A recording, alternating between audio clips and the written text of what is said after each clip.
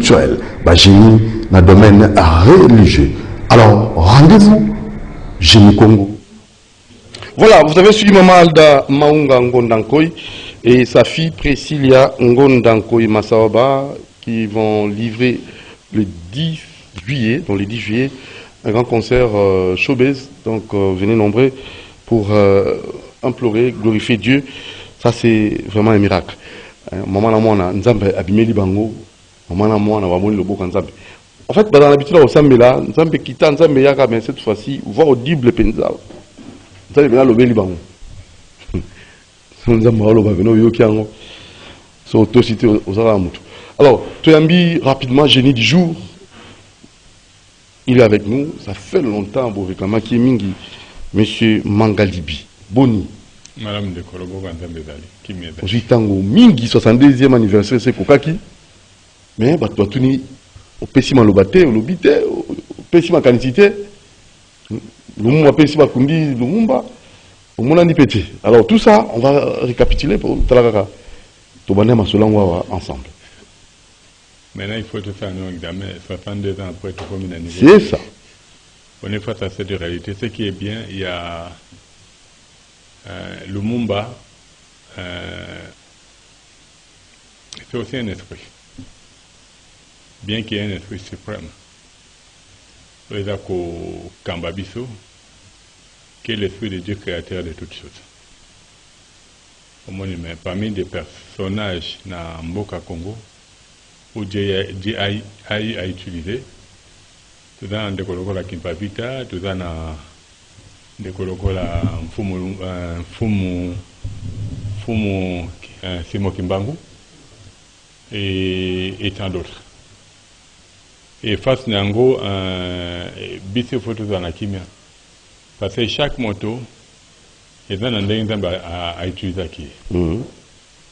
Nani Fumu Kimbangu, on sait ce qu'il avait dit dans les temps.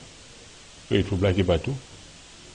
Le monde n'a pas dit que l'histoire des Congolais sera écrite par les Congolais.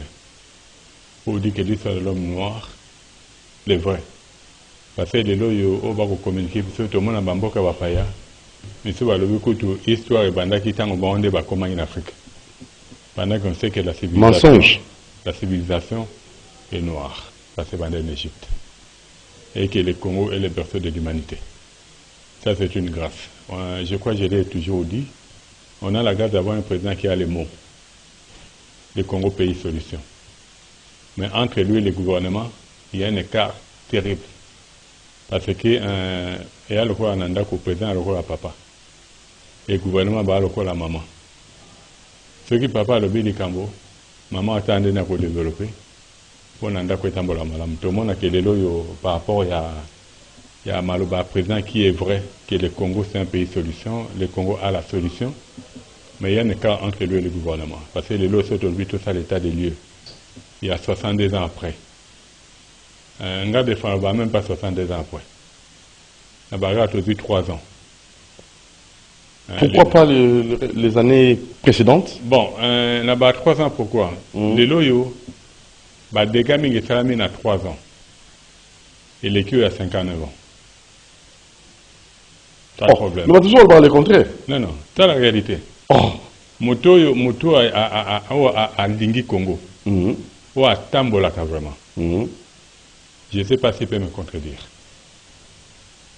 Parce que nous, notre intérêt c'est le Congo. Au moins, les loyaux, si nous parlons, nous parlons parce que vous, les médias, vous avez un pouvoir. Ok. En sachant que bateau est basé censé, par rapport à la parole à Mokonzamboka, va mettre en application. Il y a un cas terrible. Les lois sur le dans le secteur environnement, on verra qu'il y a un Mawamiki. Mais ce qui est bien, c'est quoi? C'est de voir une nation qui a une mauvaise gouvernance. Mais comme on en est en Bolinango, le beau ensemble est allé. Il y a de cela 3 ans, tout à qui la deuxième réserve stratégique. Aujourd'hui, c'est la première réserve stratégique mondiale. il y a de cela 3 ans, nous avons acquis le 2e pays mal nourri du monde. Aujourd'hui, nous sommes premiers. Vous dites que côté Loboko en Zambie, il y a toujours le Congo. Mais côté congolais, il y a Moko Mawa. Il y a cet exemple, Moko Yamutu, il y a l'hôpital à Kitambo. Quand on voit l'hôpital à Kitambo, ce qui se passe. Si réellement, dans les 3 ans, c'était pour améliorer les choses, on allait raser les restes de l'hôpital de Kitambo. Mais quand vous allez aujourd'hui à l'hôpital de Kitambo, malgré tout que c'est l'implication chef de l'État, parce qu'on s'est rendu compte que c'est un réseau des gens qui prétendent aimer le Congo. Mais ils sont en train d'abuser de leur pouvoir. Là-dedans, nous savons qu'il y a des généraux dans la police, il y a des généraux des forces armées, il y a des magistrats, il y a des membres du gouvernement qui ont créé un noyau pour achever l'hôpital de Kitambo.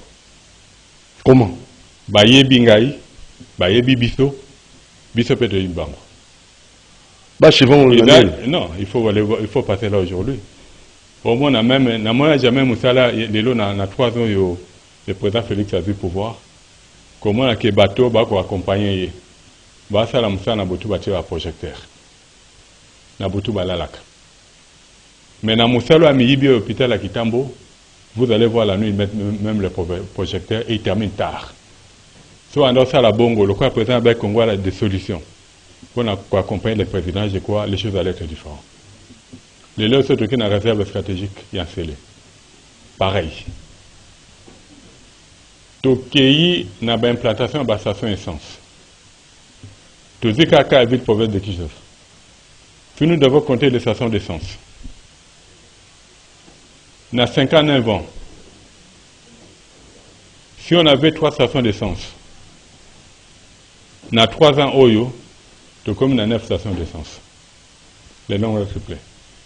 Est-ce que la station d'essence qu'on attend aux autres dans les normes, sur l'un des même la norme à mon côté? Tu vois, on ne respecte rien. Au moins, on a règle les égalités. On a la grâce aujourd'hui, le président qui a la parole, il a prôné l'état des droits, mais quand on regarde à la marche, il a dit Mawamiki. Mais les lots, pourquoi vous êtes le matin, tu connais que le bas? Parce que tu as le lots, c'est Dieu qui a décidé. Mais Makila Langai, Kangami Motonayo. Mais le Congo, comme c'est une nation de la promesse, et Kokoma. Comment on a le lobo quand on a un Congo par rapport à troupes à l'est. Besplo Bazako Sala, malgré l'embargo.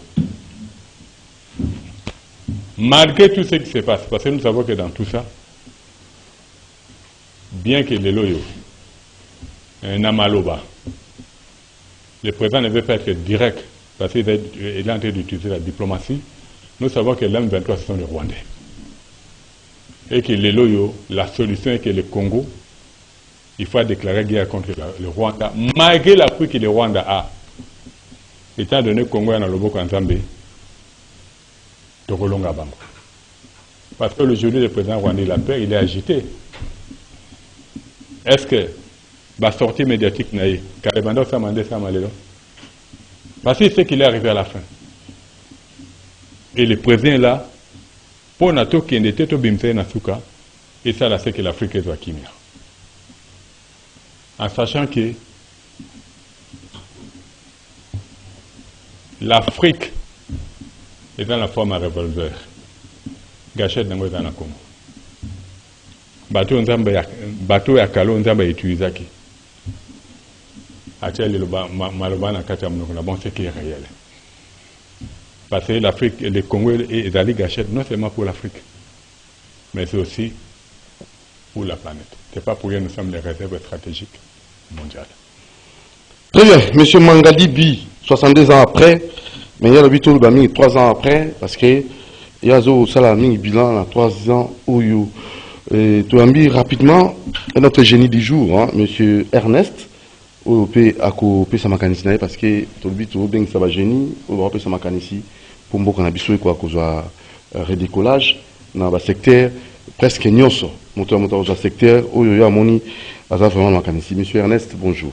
Bonjour, bonjour Baninganya Sobaolanda. En tout cas, mes excuses un peu pour se léger un peu retard. Ce n'est pas grave, ça passe. En tout cas, mais ça va, en tout cas. Monsieur Ernest, Aza. En tout cas, Ernest, avant tout Congolais, Oui. patriote, parce que j'aime beaucoup mon pays. Et puis, dans le bagage diaspora. Diaspora. Voilà. Au Fanimi Nambokanine. Londres. Londres. Alors Ernest, 70 ans après, on est à Mboula ya maturité, il y a Rosaranate, papa, maman, il y a 72 ans, à comme il a mature. Alors Mboka Oya yo Congo. Et quand nous sommes à 72 ans, au Singeli, qu'on paie sa macanisi pour secteur, on a ceux qui bongi, et qu'on s'appelle un plus pour un redécollage en Mboka. En tout cas, merci pour la question. Je sais que peut-être qu'on dérange pas de Bayoka. Donc, et déranger tes Mboka na biso.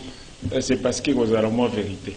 Vérité. 62 ans après, nakoyi ko bandate sana remercier bato bakufa pona mboka. Bazana simanayo Lumumba Kasavubu qui Rappeler pavita en tout cas respect belé na Kimbangu héros national reconnu un peu publiquement na libanda muso dans le bas Patrice Emery Lumumba ba papa na biso tout bazana sime belé na pe simbote na ba famille na bango on ne sait pas comment ba santa katang tozolo ba boy. Après na musalo basala ki lelo biso msuto botami na simato ko tema potoloba 62 ans après ngai na koza mingi na moi réserve ba domaine on a évité. Très bien. Domaine où est-ce en tant que domaine nanga ngai na sali ressources humaines et puis na sa maîtrise na value chain management donc n'y a gestion. Alors mingi ce total Congo na biso tozo comprendre que non toza vraiment na déficit à makashi économiquement parlant. Ndenge to définir économie na makambo zo salama na mboka na biso etalisi biso que réellement bato il faut bazwa relève ya makambo pour etambola bien ezali mingi bato à gestion parce que dans les sens un peu arbitraire il y a économie pour rappeler un peu aux gens donc la bonne administration au fait des ressources ou de matériel d'un état. Alors comment expliquer que après 62 ans Tomi retrouvé na Congo on a quitté na aéroport en tout cas et ça n'a pas si pour nani Ernest na mon aéroport en Dilondé Lupango moto comparé na Itro place on a uta que ça n'a pas si menzoka mais dit que Congo ezali cash au fait il y a ressources oyo lelo humanité ni otezota na mokili mais yango likolo ya ko dénoncer biloko wana que peuple congolais azala na gestion ya biloko na ende kuta liwa ya bato le auto benga baero mais ce qu'il faut te expliquer mais pourquoi to tikalika à place wana ngana ekoloba boy na domaine nga ressources humaines muto babenga ka chef wa personnel ou bien gestionnaire agiraka batute agiraka batu na biloko na ba stratégie mais le lelo to constater o esali que Congo est décollé c'est parce que politicien de Moutou a récupéré makambo nyos. Un exemple mot patent rapide. Okay. Ezali Oromona directeur à cabinet à président de la République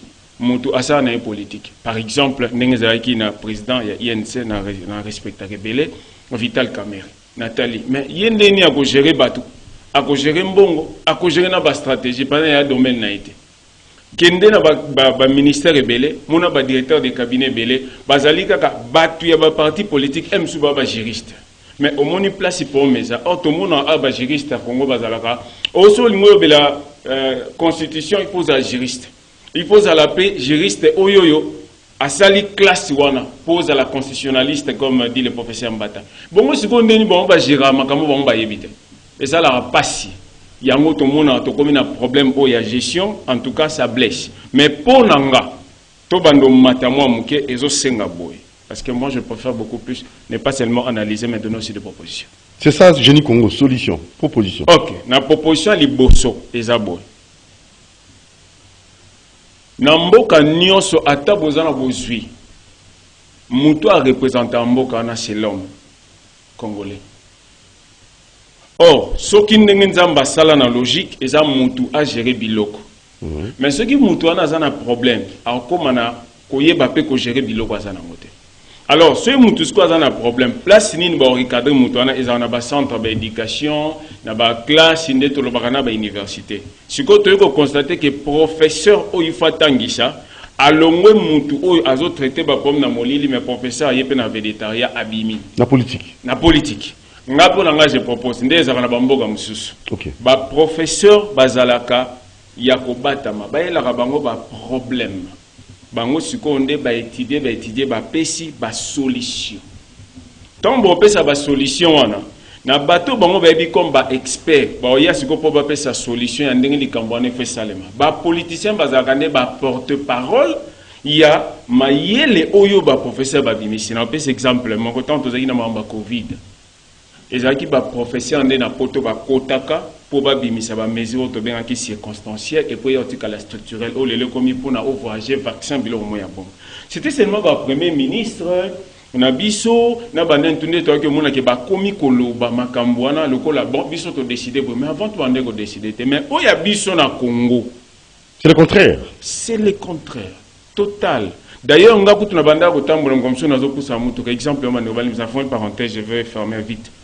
Na komi na Komoriko na moni ba feu rouge nga na telemi na voiture wula j'ai singa lobi yo za kana mboka hotel ko telemi le kana na bi mais ça rouge alobi te le kana nga alobi te na le kana te alobi ziana okanga yo wala sala meninga abi akanga est-ce qu'on a compris te vers repeli abi le kana na bi na le kana tina mopandi na kite singa lobi okaisi obongisa Kongo yo fo za mona poto awa biso faute na biso teza bato basala nde biloko basala mona faute yango biso toyebi eza rouge lekana eza la vert lekana tout ce que utilité ya rouge eza nini omoni déjà muto azo gérer problème wana place wana ada déficitaire ayebi te rouge eza nini vert eza nini or nga place na alaka na mboka wana eza so eza rouge il faut tellement d'ailleurs so eza déjà amba yellow o babenga jaune wana okoyekuti kokete il faut déjà tellement awa soko zo leka na juste o babengaka na zeba crossing place ba cheba nini ya pembe banzela congolais ye moko azo banga okata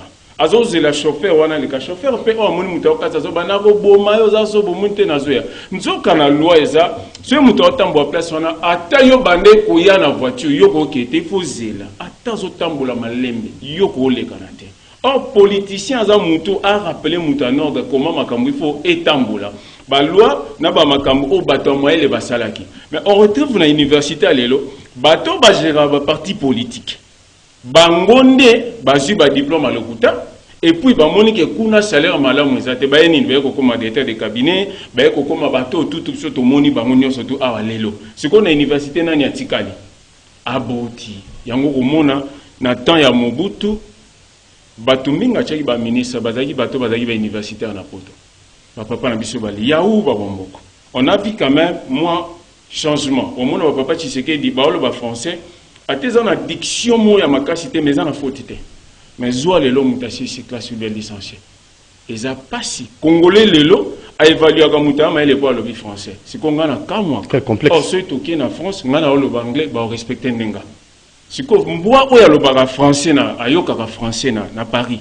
c'est kaza na valeur mona licencié awa omoni nani siko il faut atombola conscience à congolais nani il faut même congolais nanu mutu nanu parce que yenda za na reta il faut ko tombola nanu mutu comment ko tombola mutu ngo pona ko tombola mutu ngo ndi loko na olo baboy mboka nyonso avait avancé et ça la rabasa na autocritique tozali na biloko ebele mais comment a ezata na éviter sur université mon plan éducationnel il faut la requinquer il faut batala actualiser tout ça na diamant on a combat est-ce que dans l'université mo bimsa ba expert ou bien bato ba 6 classe ba bo traiter diamant bazate au monde ba juif kuna en Angleterre bazana diamant mais ba on mutu bazana monopole diamant mais congolais bazana diamant congolais bazana cobalt le lot lo ba car électrique au déjà ba autour ba 2035 40 il faut déjà mais en Congo biso toyé ceux qui na zana ba voiture mo ya pétrole ya essence a dia ba bien envoiement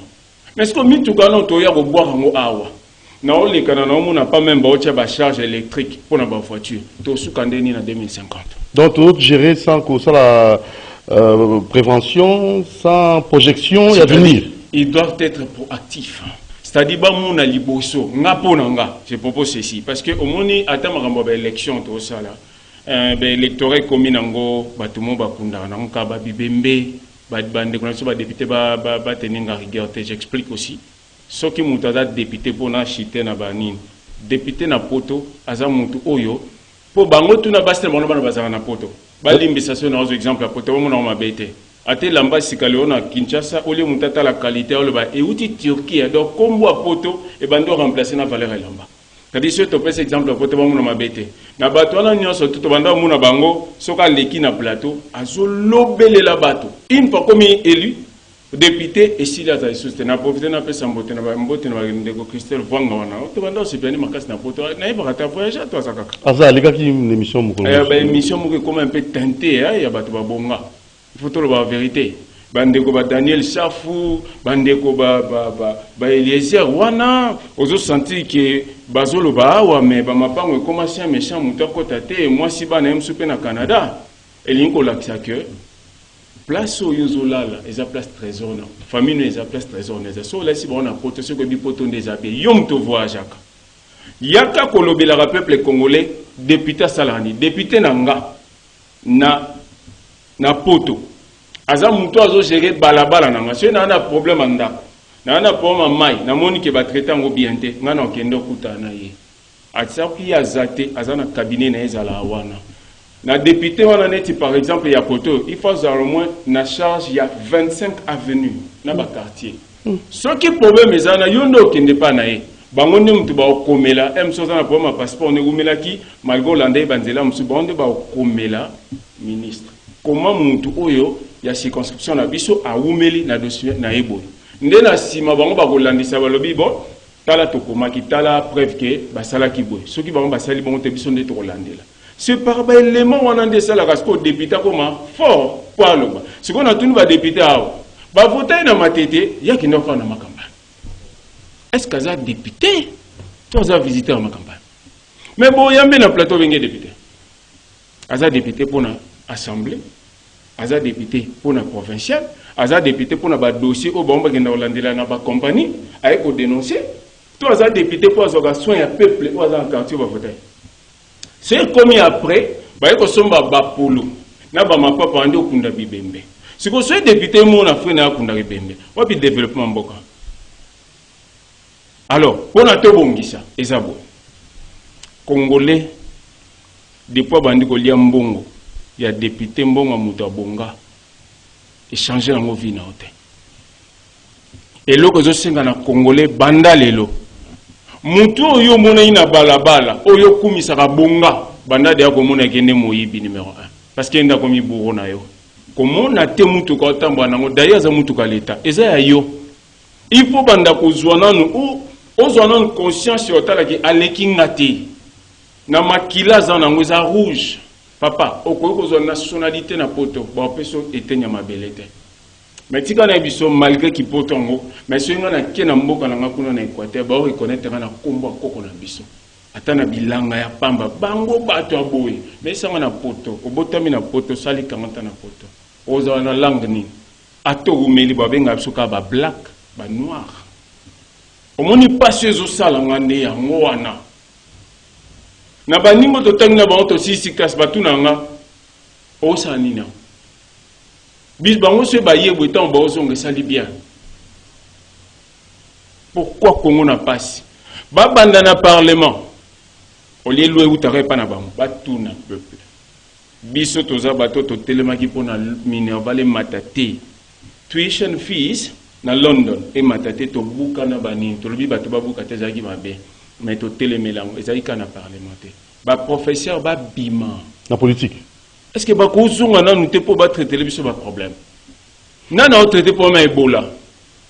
Wana ba pesi mbongo docteur na biso. Maintenant ba pour mango ezala ta la Covid, ba tamaele ba traiter bo ba tamaele na biso belé ba traiter malaria te. Baza wapi? Makamba koltan we ba chimiste na biso. Au moins na parlement ba chimiste ba comment ba politicien ba député. Mais il est l'autre ko sala batterie te. Ministre aye le biso projet aye kolba mais projet na botu na zo ki wapi ce professeur tenda pesa ki en cabinet na pesa azo wapi bondimi pe et mabete mais ndeni to sala lobby pour na base de relève parce qu'aujourd'hui nos jeunes d'aujourd'hui, en tout cas, voire même articulation, quand tu sens quand même l'indiction un peu française, en tout cas, ça boite. Ça boite. Alors, on va revenir à vous, hein. Donc, monsieur Ernest. Mangalibi. Bon, une décologie, madame. Oui. Mais dans un point, on est allé partout dans le monde. Ce qui fait épeler, même si c'est rouge. Ce roulage ailleurs, le bien les cas. Il doit régulariser, réguler la circulation. Avec l'écolo à machine. Ça, c'est partout dans le monde. Parce que on est dans un problème. La fabrication des a un problème. Non, non. Et cause de passer, ce problème, ça c'est. Minitage d'ango. C'est pas seulement la Congo. Et cause de la mon continent à Koya, vous avez d'urgence. Pour ambulance à Koya, Babi font des fonds. À ce moment-là, les roulages, peut te dire passe, quand il y a le rouge, là tu peux passer. Et là, comme je le langage de roulage à Tenaki. Kolobake yom to koboma kobongsa Congo. Ça, le roulage a mal fait. Ça, c'est là où il a raison de dire que la compétence joue. Et dans tout ça aussi, il y a l'éducation. Parce que là, que Boma Congo, c'est quoi? La politique où il a mené. Quand je dis les lois, il y a valeur à 3 ans. Parce que bon, je vais bien, dans le village, vers les années 70, dans mon Kinshasa. Je vis à Kobunda, au Congo, depuis pratiquement depuis 2000. Et dans 2003, on est comme vraiment actif. Pour dire que les lois, s'il faut évaluer, c'est dans mon ami. Et le pouvoir s'investit dans la distraction. Quand je dis dans la distraction, les loyaux, Bandalo Oezala qui a de cela 4 ans, n'a plus de 3500 bars, les loyaux au moins en nombre augmenté. 62 ans et 59 ans, Baba Révemi n'a capé à l'élever dans côté de l'université. Ça montre que le pouvoir s'arrange que la population soit abrutie. Parce qu'il y a un batamayele, il y a Mikilimso Aluba, pouvoir lingi, à Oumera, Babomaka population. Et là, il y a Babomaka éducation. Et les loyaux, na onde na lobby, il a raison pratiquement à 98%. Donc, c'est exemple le mot simple. Nous avons un ministre des Affaires foncières. Le président Belgique est contacté pour Nabasunga, l'école professionnelle dont Nassis école à Montbéliard. Le président dit à la ministre, il faut titre pour une école. Le ministre n'était pas capable de dire au président, tous les biens du domaine public de l'État n'ont pas de titre. Ils allaient juste répertorier dans tel ministère, à quitter sur le terrain, agiter, pour n'avoir ça la titre pour une école. Parler de la nation na titre, parler du peuple na titre, Baraba est dans la titre. Si le ministre qui est juriste est déjà ignorant des lois, on attend quoi? Les lois Makambo Toloba, par exemple, n'avaient abandonné l'hôpital à Kitambo. Nathan Gouvernement passe, quand il était ministre des Affaires foncières, il a dû écrire, mener des investigations pour dire que cet hôpital-là, partout il y a la caisse d'Ala qui partit, il y a l'hôpital à Kitambo. À l'époque, Macha Komamba, ministre de la Santé, paix à son âme, a écrit une lettre où il s'est opposé pour la spoliation de l'hôpital à Kitambo. Mais on va se rendre compte aujourd'hui, les ministres des Affaires foncières à Zali, on parle pour passer de l'hôpital de Kitambo à Zanaï Kounate. Les ministres de l'urbanisme et habitat à Zanaï Kounate. Les ministres de la Santé à Zanaï Kounate. D'un niveau passé aujourd'hui, je vais bien l'hôpital est géré par l'hôtel de ville, mais c'est le gouvernement central. Bada Likolo est la ville. Et l'hôpital, c'est un terrain bien du domaine public. Malgré Nathan Kimbuta, il a eu ce qu'il a eu à faire. Mais un bien du domaine public, on privilège l'intérêt public. Mais on va tomber à Balopango, c'est là le problème. Pour en faire quoi? Mais en fait, tu sais, hein, la solution c'est laquelle pour la solution, il faut avoir l'amour de sa patrie. Dans l'amour. Comment voulez-vous faire que Mboka guerre est à 2000 km? En réalité, dans Kinshasa, on devait s'atteler pour faire respecter la loi. Veuillez par exemple, les Rwandais, ils ont eu à nous traiter de BMW. Parce que la misma, Bassi, ils arrivent parmi nous. Ceux les lois pour communes à pouvoir, vous êtes en train de vous investir pour n'avoir mon avis encore bololé. Je pense que c'est à ce niveau-là. Parce que les lois, on ne peut pas dire que j'aime le Congo, je soutiens nos forces des armées. Oh, bah, ça a un grand travail. Babangate qui continue la main de Dieu sur eux. Mais awa, beaucoup de bien, il y a le domaine public de l'État. Bolobipe non, Toko Songa Mokonzamboka. Nous sommes des patriotes. Tant que ces gens-là, non seulement va nous mettre de côté, on ne va pas les arrêter. Mais là, on peut s'en acquitter à Nini. Au moins, au moins, dès que le Mumba est boy, Atali no Apamba. Yanzo tunaye, Atali no Apamba. Zamoto. Momoli Moana. C'est un autre départ. Un autre départ. C'est un autre départ. Et les loyaux, je l'ai toujours dit. Aujourd'hui, nous demandons au président Félix, il y a beaucoup de dossiers en spoliation à bien et à domaine public. Ce que ça, je dirais gloire à Dieu. Mais bateau n'a pas eu bac. À ça, le président Félix a ça d'angoté. Après le président Félix, nous, du côté des justes, nous allons récupérer. Pas récupérer en gardant l'air, mais on n'en a pas besoin. On va raser. Parce que là, comme on a 62 ans pour atteindre la Gombe, au milieu qui mawa, bien que bon, ce sont des situations, les lobes héritent les positifs et les négatifs, mais si les négatifs, il faut arrêter. Quand on n'arrête pas, c'est qu'on devient complice. Talaba balabala. Nabamboka Moussousou, les avenues. Bazar au rétréci, on prend notre chaba perdu. Mais bango bazar au rétréci, baba et tika ndenge tika laki. Les soifs et tika laki. Pour les bâtir à verdure, ici, on a bon minene. Ok, par exemple, le cas, il y a venu à lycée de l'Ège, il y a Col Chaouma, allez voir ce qui se passe là.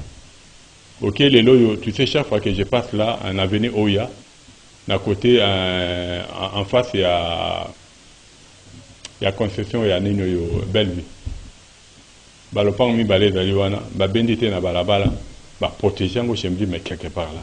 Est-ce que le Congo et Kinshasa est géré?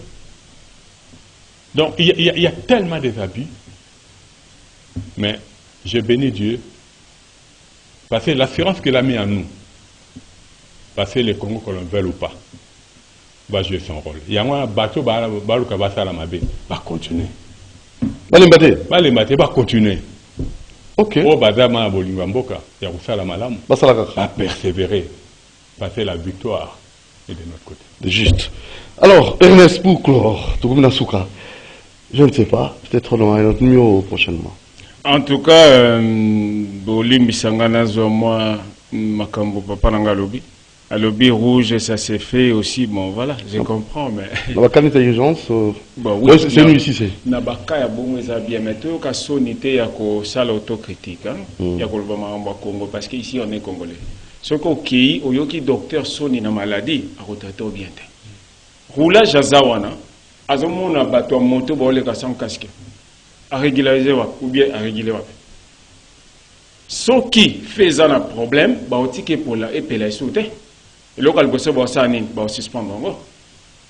Bon quand on soit ni moko bien ba c'est ça. Comment roulage aux en la place à circulation bon, il y a mon gars bino makambouté, il y a permis de conduire. Aibi makambouté circulation.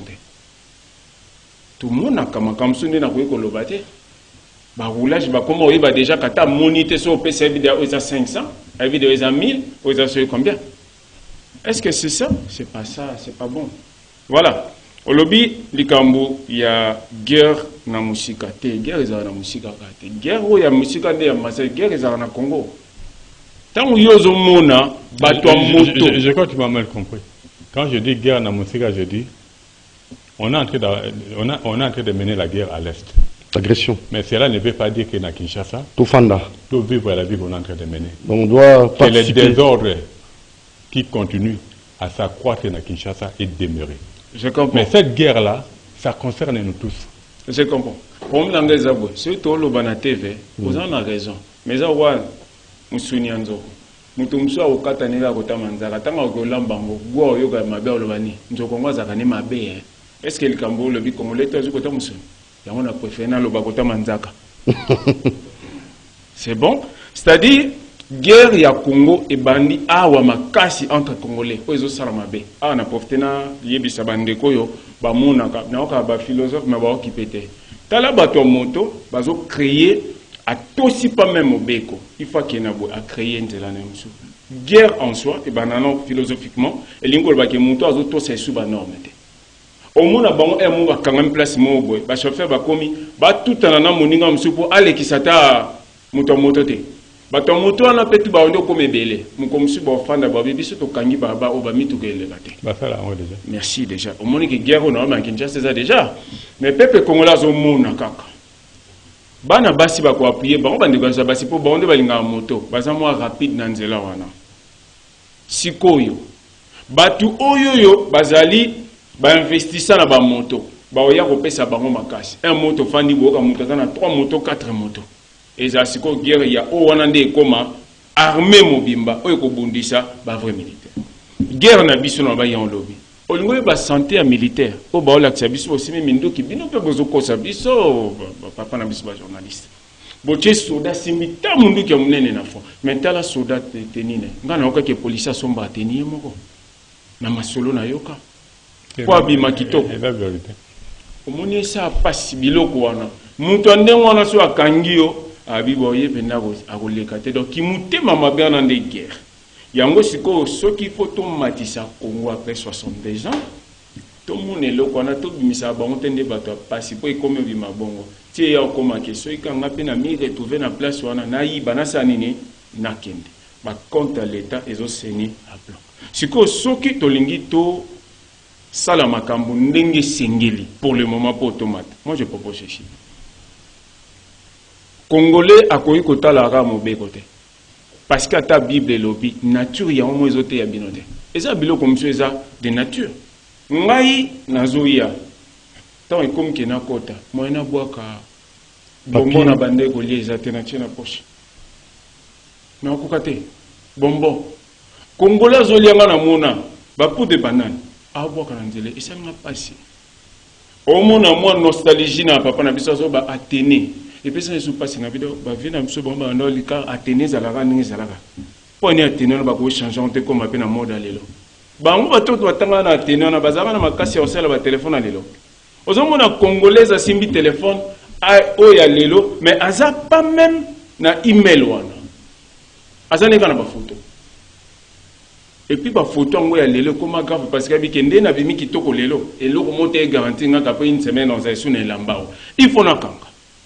Au moins ndeni ba profiter na on ka muto ko mukonzi batu bati ba fufu to mona ngo po nini place okei ko buka na kutu te yiba ndenge esengeli po okolonga no kala mingte bangonde basomba bandako tant basomba bandako ebele lobi en activité msute ba politicien mse bele ba kana bandako yosko ya go ndako wana ndako il faut la 300 mbamo comme ça on 950 soko boy le kwa chaki kawache split siko pona na chité Pour terminer, pour te clore, tout le monde na lobby boy. Et ça passe na biso bateto ke classe. Mais au ba papa na biso comme na mangé na politique te. Parce que na Congo comment de pérennisation ya bateau basal mabe. O ba na kombo a griffe kene na poto sa no ba boom sala o lingo sala. O sala seva lokuta tango ya ba okoti somba la moko. Système ya ozola musala et zavande mususote ça passe par recrutement et puis sélection. Nde ba domaine biso to tangel. Na ozo musala mo et à passer. Na profité na biso na bandeko tu ba Hollanda.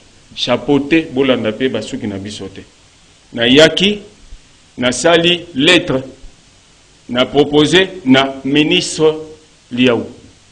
Effectivement, ça y est makambo ebele amso de cap na kota poto réformer syndicat.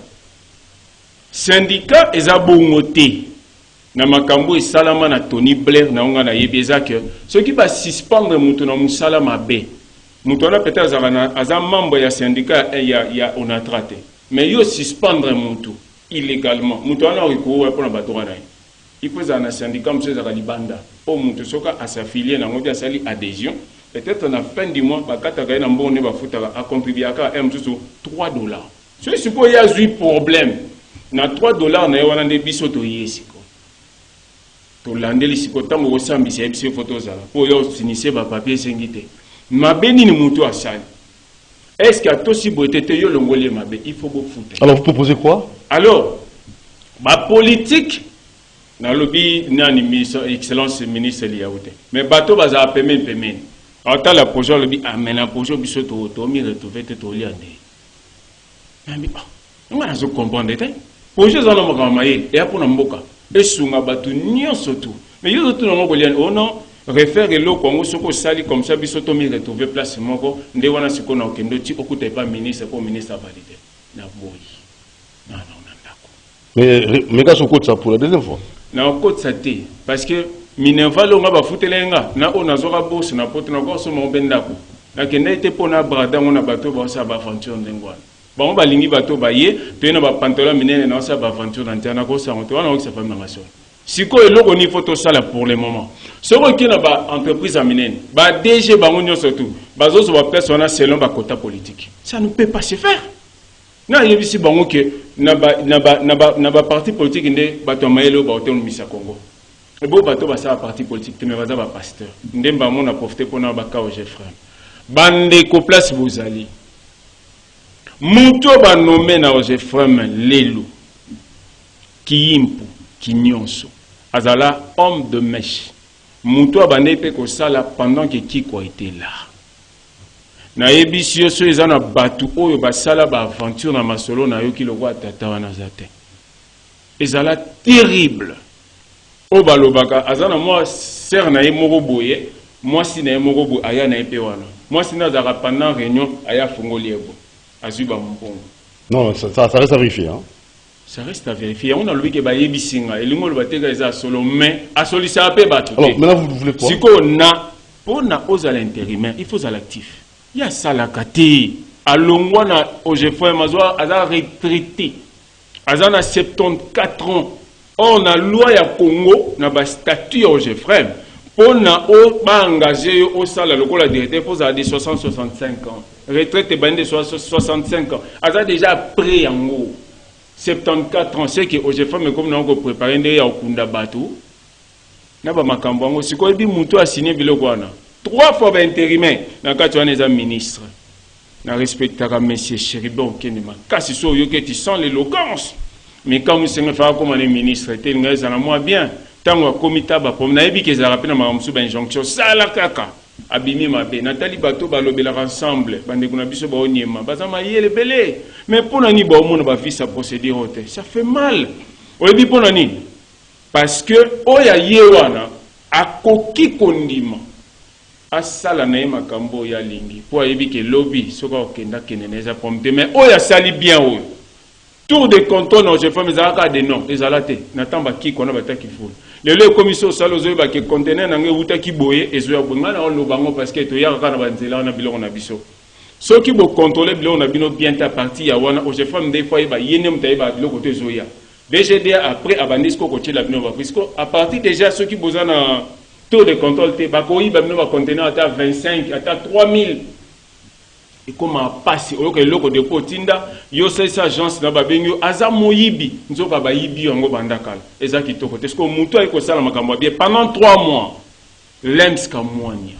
Justin wana DG wana aza muto politique ti ba tchakai a remplacer ki Mandila ka parce que na ordre de présidence c'est na ki bongo po yende mutabanda ko landa aye asel makambo bien est-ce que faut to landa ngote to ke kana ba obédience politique.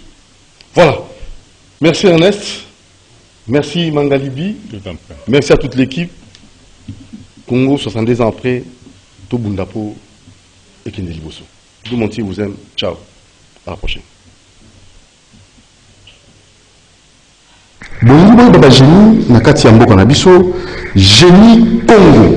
Génie Congo, lundi, mardi, mercredi, jeudi, vendredi, 10h30 à 11h20. Rendez-vous Yakitoko pour le génie dans le domaine nyonso. Ba génie dans le domaine politique, ba génie dans le domaine économique, scientifique, ba génie dans le domaine culturel, ba génie dans le domaine religieux. Alors, rendez-vous, Génie Congo, vous allez payer pour la Polandango lundi, mardi, mercredi, jeudi, vendredi, 10h30.